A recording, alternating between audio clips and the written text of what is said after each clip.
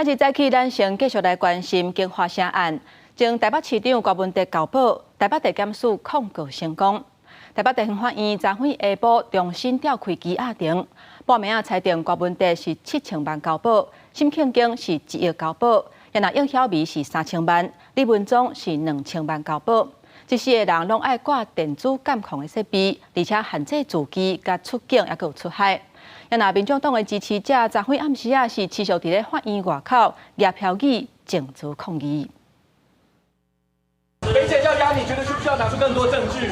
对记者问题拢无回答，民众党主席郭文哲搁再行入去法庭，涉及经发生案政治献金案，被起诉了以3,000万交保，延过北检不服提控告。台湾高等法院认定控告有理，25早起撤销发回，台北地院下昼就是开羁押庭。有逃亡、勾串共犯或证人之余，那再来就是原判决预支的拒保金额跟被告等人所造成的法益侵害，还有犯罪所得的金额是否相当，是否足以拘束被告4人。民众党的支持者小扫根暗时继续伫咧法院外口拿标语抗议，不过大部分拢伫咧意见表达区范围内静坐，并无发生肢体冲突。警方出动70位警力维持现场的秩序。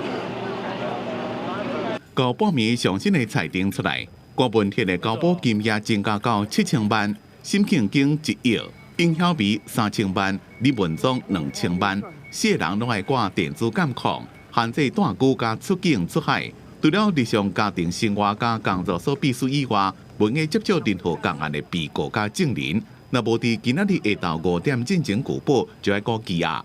检察官在严押庭里面针对高院撤销发回的理由，完全没有琢磨。那既然完全没有琢磨的话，我应该可以合理的判断啦。检察官，你们不争执柯文哲，他不会逃亡了吧？民众党立委黄国昌出席旁听，伊批评检察官。伫咧庭上是甲大家拢知影的代志，搁讲一遍。因也对郭文哲公开表达，想要请示民众党主席。民众党回应会依照民众党的当中进行，关键会临时中央委员会处理。记者综合报道。